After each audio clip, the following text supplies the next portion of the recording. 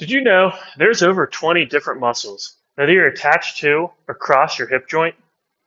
Most exercises are going to address one or two, if it's good, three at best. And that's just not going to cut it to improve your hip mobility to the point you need it to make a great golf swing. So get rid of those old simple exercises, add in these new ones. They're going to be a little bit more complex, more comprehensive and dynamic, and most importantly, they're going to be rotation based. Not only that, I know these exercises work because I've used them on hundreds of people, from youth golfers all the way up to ones who get paid to play. They work for them, and they're going to work for you too. So follow these plans detailed, and you're going to see improvements as fast as today. What you're going to do here is have a seat, put your legs in a V position. On the side you're working, you're going to pull your toes back, feel some stretch in your calf, press your foot out, start building tension in the back of the leg, and while maintaining those positions, you're going to roll as far to the outside as you can, and then back as far to the inside as you can. You're going to repeat this at least 10 times on each side, and then we're going to lean forward, repeat all those same movements, and hit it with a little bit more intensity. Next on the list, we have pretzel breathing. You're going to orient your legs like I do in this video. We want a 90-degree angle at both the front and side knee.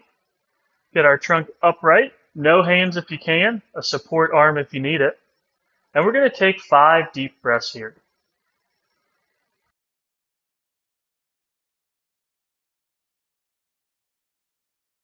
After we've taken those 5 deep breaths, we're going to turn into that front hip, put our forearms on the ground, and we're going to take another 5 deep breaths.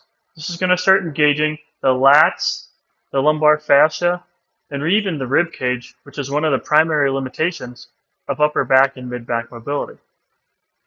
After we finish our 5 breaths there, we're going to go ahead and reach our arms all the way out for the last position, working to get our shoulders square to the ground, feeling that stretch, which is going to maximize on the inhale, relief on the exhale, and complete those 5 breaths again.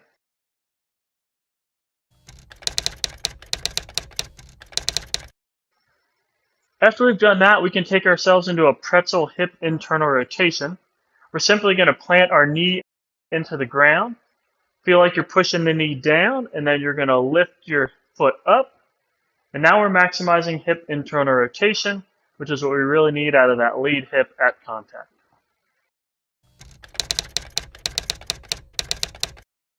Now we're going to look at a pretzel twist. So with our legs in the same position as the pretzel movement, we're going to use our arms, or if we can do it without our arms, even better. We're simply going to turn our chest as far as we can to the right, as far back to the left, and we'll repeat that 5 to 10 times is a good number. To address the adductor or groin muscles, we're going to go with what's called adductor rocking. We're going to put most of the weight in our hands in the position you see here, leg out to the side, and once you're there, you're going to go ahead and shift your weight back into your legs. You want to keep a nice neutral lumbar spine, which is your low back. We're going to rock until you feel a stretch in that groin adductor region. Hold for a few seconds and then rock forward. We're simply going to repeat that 10 times with a 2 to 3 second hold on the stretch in each position. These specific movements will cover every muscle I showed you earlier in this video, which means we can be confident that we're addressing everything the way that it gets stressed in the golf swing. Go ahead and put these to work, and I can't wait to see your improvements.